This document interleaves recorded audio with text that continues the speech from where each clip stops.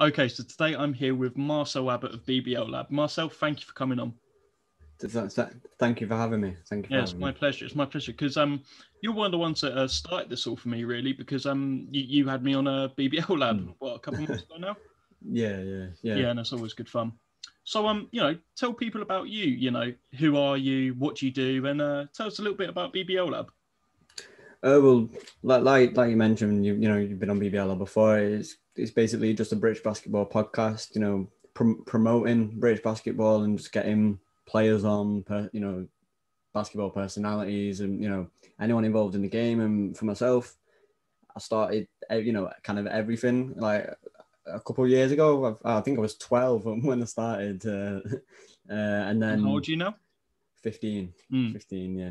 So I've been doing it 3 years, and then just this year, I was always doing interviews and stuff at the Giants, but I wasn't ever involved in the Giants give me opportunities, but I wasn't integrated into. But then this year, I went on to the Manchester Giants media team. So yeah.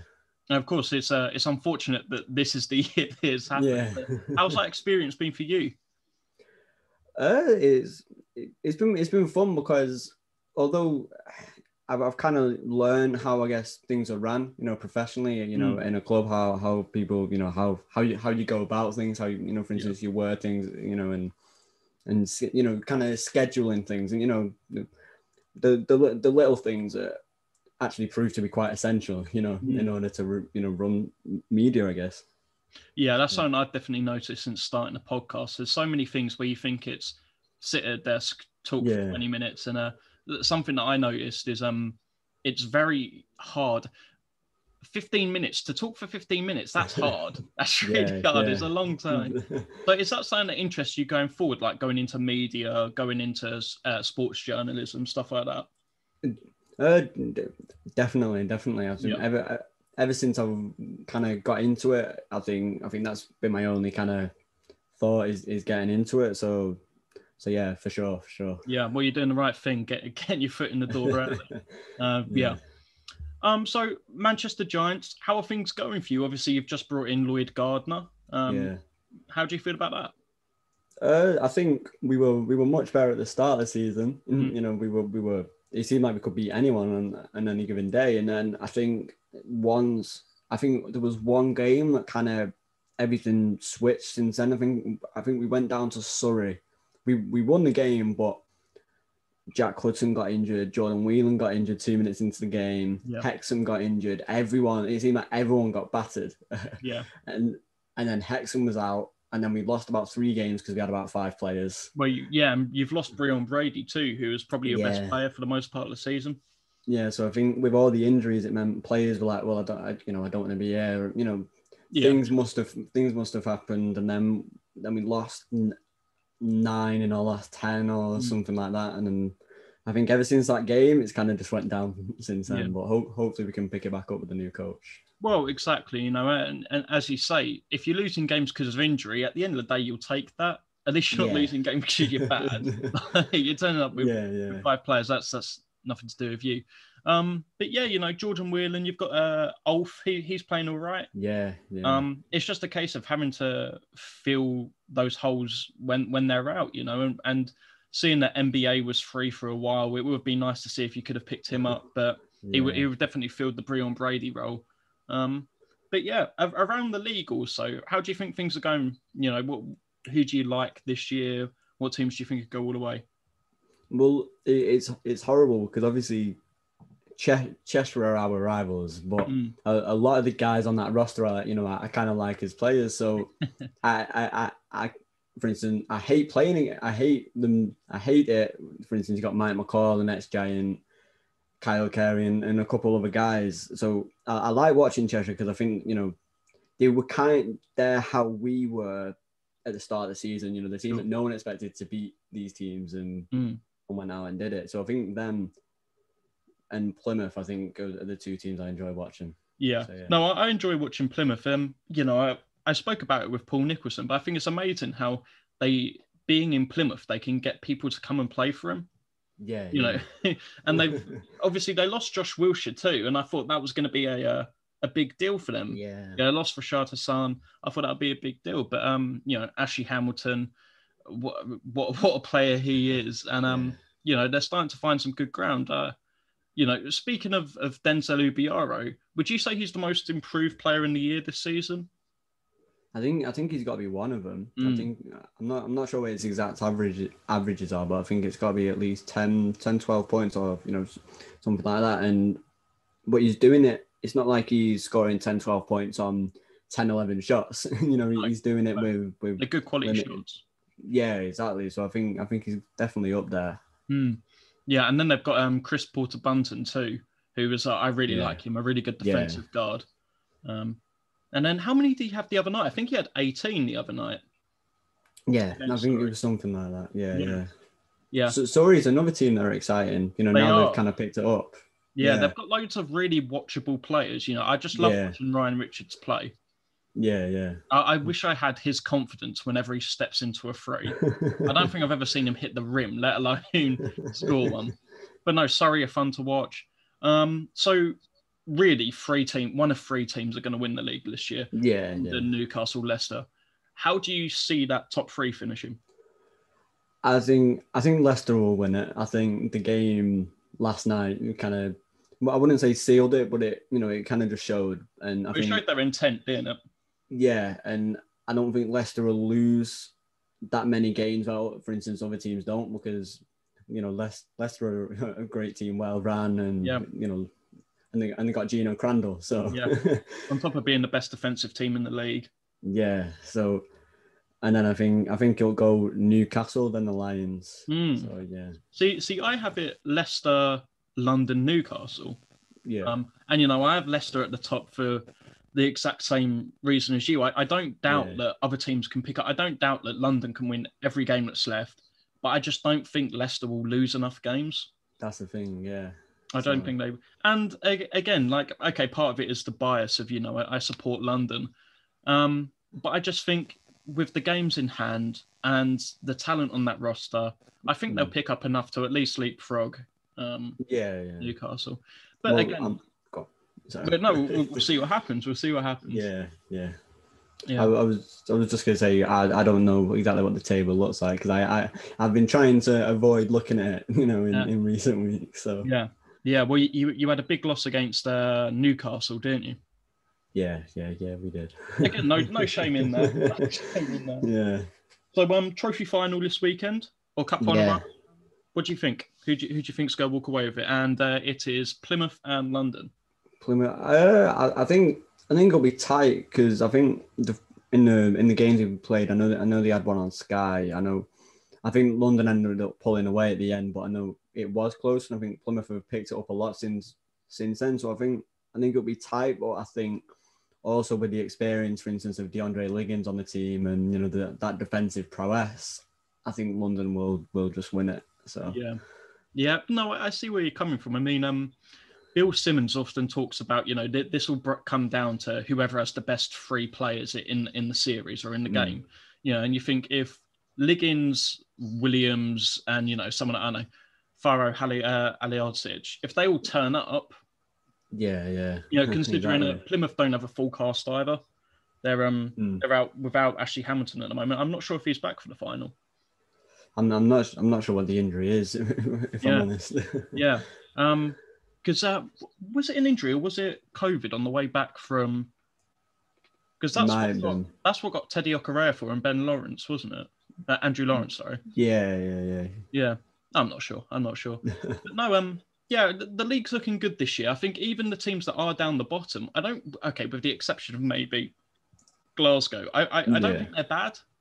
That's the thing, and I think if every team for instance, if Manchester played Leicester, and you saw it, Manchester took Leicester to overtime a couple of weeks ago. I think anyone can beat anyone on the day. It's not like, for instance, last year you could see, right, this team's definitely going to beat this team, and I think a lot of it could be down to COVID. Other leagues aren't on, so a lot of players have come here. So, well, I definitely think there's a lot more talent in this league this year. And it's a shame because Gino Crandall is 24, 25. He's only a couple of years older than me, and then you know, you think this would be a guy that the league would love to keep a hold of, but you know, especially considering Justin Robinson and Ramon Fletcher are kind of seeing the end of their, you know, MVP type seasons. It would be great to see him stick around, but we'll see what the fallout is. He seems very happy in Leicester, but you know, it's Leicester, isn't it? But no, I like the state of the league right now. But outside of just the league, what do you think about the current state of British basketball? I think it's definitely growing, but I think in order to grow it even more, it's got to start as in just having courts, you know, or better courts. Because I know the one near me, the one I go at, it's, you know, the net's all ripped, and I know it happens over wear and tear and all that, but and just the weather, but but it's like the backboards, you know, kind of off and stuff like that. Yeah. So I think, and no line, you know, little things. So I think to get people playing, and then if people play, then they'll go, oh, is there a league, or, you know, so I think it's got to start. It's just improving courts, but I think definitely British basketball is it's in a good state, and it's got a lot of potential at the minute. You know, I think you hit the nail on the head there, where it has to start at grassroots. Yeah. You know, why do people play football when they grow up? Okay, yeah, it's on telly, it's what you're exposed to, but it's so accessible. And you know, what you're describing, anyone that's ever tried to play basketball outside, like, they know what you're on about. But you know, I agree with you. I think it's in a good state. Obviously, the new Sky deal is good. You know, obviously people are seeing basketball. I know some of my friends are watching it. My dad's now got into it. All of that's great. I think it is in a good place. But again, you're entirely right by saying you need to have that sort of accessibility. Because I don't think many people realise the amount of teams around them. That's the thing. And it's like, up north, I guess, you know, you've got, like, the thing is, Cheshire is probably closer to me than Manchester is, but, you know, so there is, you know, multiple teams everywhere, can't you know? So it's, if you know where to look, I guess it is accessible, but it's just getting people interested in that's by it being accessible to play, I guess. So. Yeah. Well, and of course that starts in schools. Yeah. And so, and I noticed I was very lucky growing up, and I regret I didn't pick up basketball until I was 18. But I regret not, because we had at my school in Chelmsford, we had a PE teacher that specialised in basketball. Now, I know not many schools have that. So I think, you know, and obviously you in school right now, you can tell me, is the basketball teaching or coaching that you get in PE good? Definitely not. Right. Because at the time when I was, because to be fair, that's how it started. We had like one PE lesson on basketball. It's something like that, one a year, or, you know. Yeah, when it was. And when you can play football or rugby, but and I'm no good at basketball, but I managed to get on the basketball team for school. But you play like 2 games a year, you know. So it definitely not. And all you get taught, all you do is, for instance, pass the ball against the wall, and you bounce past it, you know, chest pass it, but you wouldn't ever get to play an actual game, a full court game or anything like that. No. So it's just not engaging, is it? No. I played football growing up, and I think about like all the kinds of interesting drills we did, and then I think about you know, PE, and it was okay. Let's do layup lines for 20 minutes. You know, and again, I was lucky because we had this specialist teacher. He's had a PE now, so it's always been a good department for it. But we played a lot of games. Again, I never played. I was never into it. But like Chelmsford has quite a good culture for it, for basketball, I know. But no, I think that, you know, British basketball is in a good position now. And obviously we've got definitely. Like loads of young players. Who are some of your favourite young players coming up? I think one of them is obvious, Cameron Hildreth. Yeah. And then there's, I'm going to say Zach Powell, you know, right. Giants. And then, what was his name? Is it Alex Distras? He plays for Scotland campus. Yeah. Yeah. No, he's good. Who do I like? I like Jeremy Sochin. Even though he's playing for Poland. Jeremy, Yeah, he's a good player. And then who else is there? There's the one that's playing for Drexel. I can't remember his name. No, but we have a guy playing for Drexel. Cavell Bigby Williams just got picked up. Oh yeah, yeah. I think he left the team. I think he joined some. I know he signed wherever. I think he's going somewhere new now. So, but there's lots of good talent. I mean, there's so many good young players, even in the league, outside the league, in Italy. There's Cole Wheatle. He isn't old. Yeah. He's 23, 24. Yeah. So obviously, who was you say you got into the basketball team, you got into basketball, you're doing your social media stuff with basketball. Who are some of your inspirations in basketball and in what you do in your social media? In basketball, I'd say what made me, I guess, carry on, because I started kind of mid-season, but I wasn't ever going to games. I might go to like one every couple of weeks. Sure. So, and then it was an 18-19 season, and luckily the Giants were, okay that year. That was the year of, for instance, Willie Clayton, Mike McCall, Torrey Butler, but Willie Clayton, I try and keep in touch with him. He's, dead nice. He's dead accessible. Yeah. And in a way, it was kind of him that kept me, because it all started with a Giants fan page. I did Manchester Giants fan page originally, and then expanded to BBL Lab, etc. So it was kind of him, for instance, just simply following, sharing your posts, and for instance, doing interviews. That's as I'm rambling here. Danny Byrne. The first interview I ever did, I actually messed up about 3 or 4 times before the actual recording. But him just, for instance, I guess, being understanding, I guess, and it was kind of that, and then just players and coaches just easily supporting, I guess. So I'd say the 2 biggest inspirations or people that helped is, Danny and Willie Clayton for both aspects. Yeah, and I think that's great that you're finding your inspirations in British basketball too. Yeah. Because I know loads of people that like basketball, but that really like it, but they really just, some of them genuinely did not know that Britain had a league. Yeah. let alone a competitive league. So yeah, and Willie Clayton, good for 15 points, 15 rebounds at every single game. He was a really great player. He was he was crazy, yeah. All right, we're going to go to a quick break, and then we're going to be back with some quick hitters and then a little draft.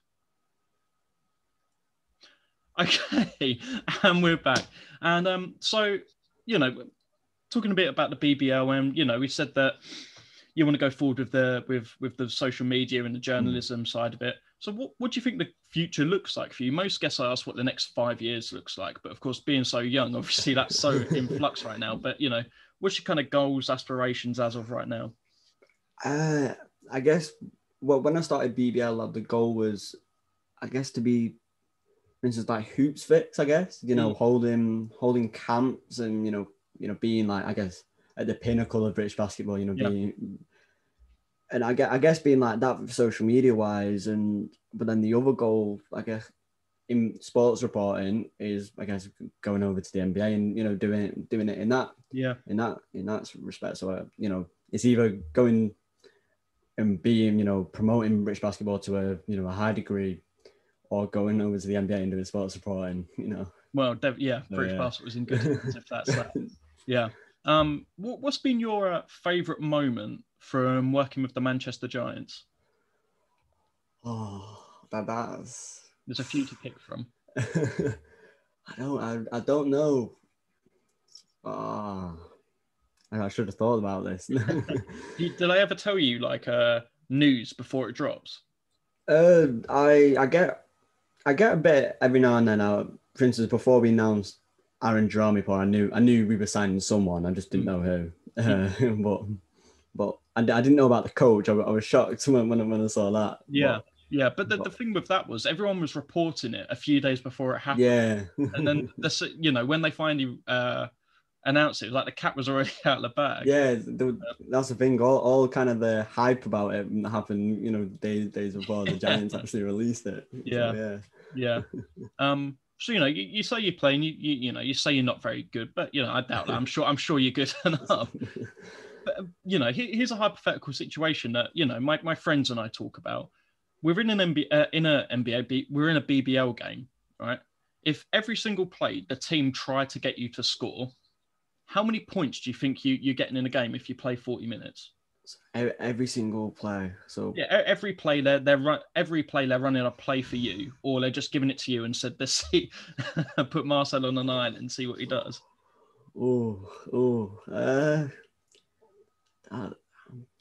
I'll be kind. I'll say about 20. Right. Okay. Yeah. I'll say 25. And Yep. Every play.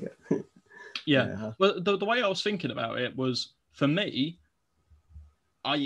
I'm gonna go to the free throw line off of just like fouls, right? Because I'll drive and I'll get blocked. I'll shoot about 7% on the game, but eventually they're foul, and eventually I'm gonna shoot free throws. Then I'll just start jacking threes, and eventually one will drop. So I'm thinking, 10's a good number for me. I think if I shoot 100 shots, I think 10's a good point for me. Yeah, 25 is very ambitious, by the way. That's. I mean, it can happen. It could. You get hot, Yeah. Who knows? Little double screen, shoot over it. Yeah. Or they could get you. Look, to be honest, if they just got you leaking every single time, cherry picking. Yeah. And the last little question is, it's a debate that my dad and I have, and I ask everyone this. In your opinion, is motor racing a sport? In my opinion, I'm not sure. I guess I'll say yes, because usually for sport I perceive it as being active or whatever, but I guess because of the competitive element, I guess I'll say yeah. But a kind of a dodgy yes, but a yes. Yeah, common answer, that one. Common answer. Right. Okay, so that wraps up the quick hitters, and I want to get onto the draft. And this is what I first messaged you about, but we're going to do a BBL current starting 5 and more if you've got more players, but every player has to be from a different nation. Right. Okay. So obviously, if you pick a player, I can't, and vice versa. Yeah. And with the first overall pick, who are you going to have? So at the point guard position, I was picking from. He's currently coming off the bench for the Plymouth Raiders. Elvisi Dusha from Albania. Yep. So yeah, he was on my list. Yeah. For my point guard, I think I'm going to use the USA early. And I'm going to take Gino Crandall. I think that's decent. Yeah. What about the 2 guard? So at the 2, I had 2 names on my list in case, because I didn't know which way it was going to go. I've gone from Worcester. He probably runs the 1, but we'll say. See, I've got him down as a 1. Yeah. Yeah. Martin Boutnet from the Netherlands, because he was listed as a shooting guard on Real Gem. So yeah. Now, me using USA earliest means that I'm going to have to go for my backup 2 guard. I'm going to go for Gino Crandall's partner in the backcourt. I'm going to go for Corey Johnson from Canada. Oh, he was my second option. So here we go. Yeah. What about the 3? Who do you have? See, here's when I'm using my US. Right. I mentioned him early. London Lions. He's one of the MVP candidates. Yep. DeAndre Liggins. Yeah. Yeah, he was my first pick if I didn't take Crandall. Therefore, I'll go Plymouth. I'll go Ashley Hamilton using my England pick. Now, I've been a little bit controversial here because I've specifically gone England and not GB. I've got some flexibility coming in my front court. Okay, so for the 4, yeah.